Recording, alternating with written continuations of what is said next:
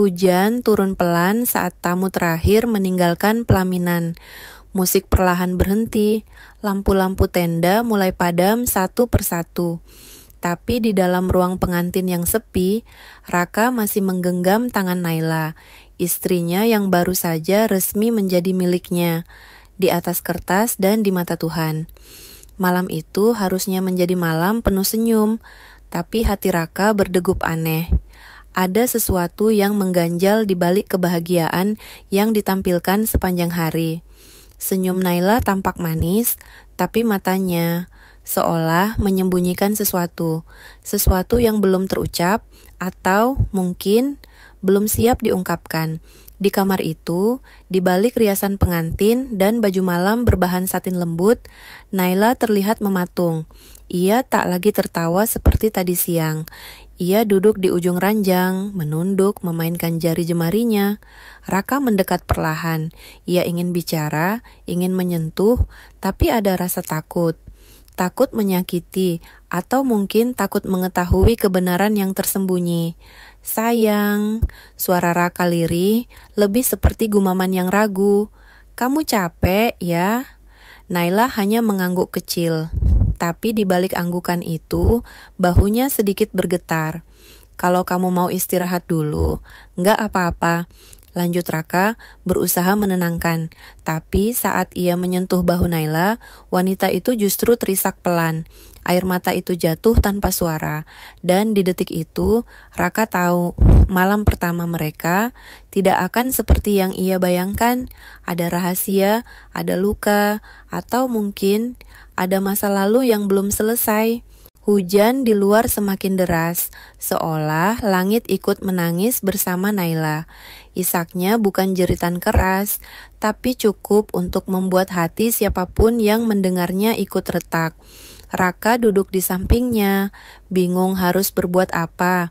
Tangannya menggantung di udara, ragu untuk menyentuh, takut membuat Naila makin tersakiti. Baru saja beberapa jam lalu mereka berjanji sehidup semati di depan penghulu. Namun kini ia merasa seperti orang asing di hadapan perempuan yang telah menjadi istrinya. Maaf, suara Naila akhirnya keluar, pelan, nyaris tak terdengar. Aku nggak tahu harus gimana. Raka menoleh, mencoba menangkap pandangan Naila, tapi perempuan itu terus menunduk, menyembunyikan wajahnya di balik rambut yang kini mulai kusut. Ia tampak rapuh, seperti seseorang yang telah menanggung terlalu banyak beban. Kamu nggak perlu minta maaf, jawab Raka lembut. Tapi, kamu bisa cerita, aku suamimu sekarang, apapun itu, aku dengerin. Naila terdiam cukup lama, hanya suara detak jam di dinding dan rintik hujan yang mengisi ruang sunyi mereka. Kemudian, dengan satu tarikan napas panjang, Naila mulai bicara. Suaranya serak, pelan, tapi setiap kata yang keluar mengandung luka yang dalam. Raka, aku nggak pernah cerita ke siapapun soal ini. Bahkan mama pun gak tahu. Selama ini aku menutupinya, menguncinya dalam-dalam. Dan aku berharap malam ini aku bisa pura-pura kuat. Tapi ternyata aku gak bisa. Raka menahan napas. Naila melanjutkan. 4 tahun lalu, sebelum aku kenal kamu, aku pernah bertunangan. Jantung Raka terasa seperti berhenti berdetak sejenak. Tapi ia tetap diam, tak ingin menyela. Namanya Arman, kami kenal sejak kuliah, semuanya berjalan baik. Sampai malam itu, mata Naila mulai basah lagi. Kali ini air matanya tak bisa ditahan. Malam itu, dia ngajak aku ke rumahnya. Katanya cuma mau bicara soal rencana pernikahan. Tapi dia berubah, dia kasar, dan aku... Suara Naila tercekat. Ia menutup wajahnya dengan kedua tangan. Raka memejamkan mata, mencoba menahan emosi yang mulai mendidih, antara marah, sedih, dan iba. Aku berhasil kabur, lanjut Naila dengan suara bergetar. Tapi aku trauma, aku hancur, aku ngerasa kotor, aku ngerasa gak pantas jadi istri siapapun. Raka akhirnya memegang tangannya, kali ini tanpa ragu. Naila, kamu gak salah, kamu gak kotor, Kamu bukan korban yang harus malu, kamu korban yang harus dilindungi. Naila menangis lebih keras, tapi kali ini dalam pelukan Raka.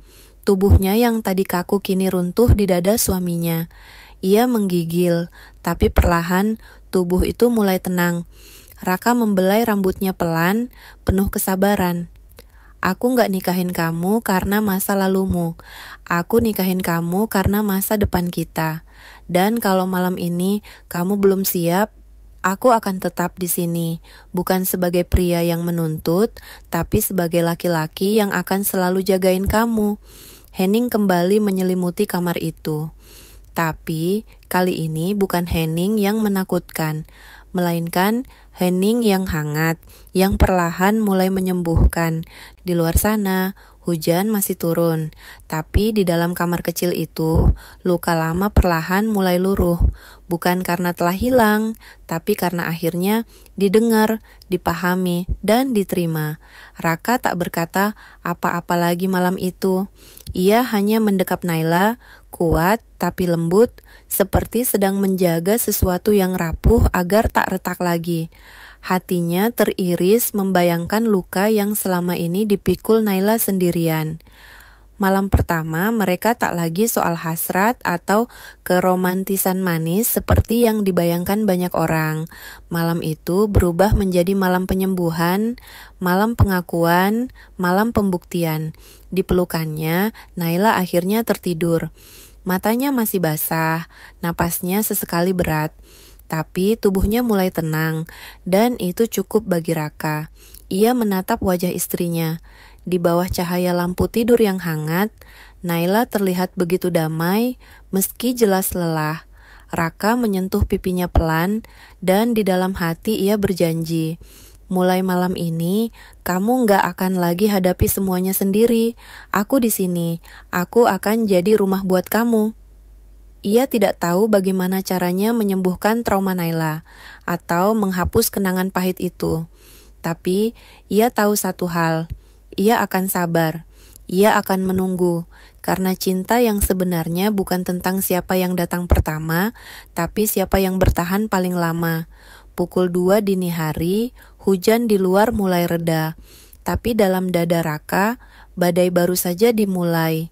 Badai pertanyaan, kecemasan, dan ketidakpastian tentang bagaimana kelanjutan pernikahan mereka. Ia tidak takut, tapi ia sadar, ini akan jadi perjalanan panjang. Pagi mulai mengintip dari celah jendela. Burung-burung mulai bersuara lirih. Dan saat itu, Naila perlahan membuka matanya. Ia menatap Raka dengan pandangan lelah, tapi ada sedikit ketenangan di sana. Maaf ya, aku ngerusak malam pertama kita, bisiknya. Raka hanya tersenyum, lalu menggenggam tangannya erat. Kalau ini yang kamu sebut rusak, aku harap semua malam pertamaku seperti ini. Jujur, tulus, dan nyata. Naila menahan air mata lagi, kali ini karena haru. Untuk pertama kalinya setelah bertahun-tahun, ia merasa aman. Raka mencium keningnya pelan. Gak usah takut, Nay. Kita pelan-pelan. Kita mulai dari jadi teman. Dari nol. Naila mengangguk. Tak ada kata, aku cinta kamu, malam itu. Tapi dalam diam, dua jiwa yang terluka saling memberi janji bahwa mereka akan bertahan, bahkan ketika cinta masih tertatih-tatih belajar berdiri.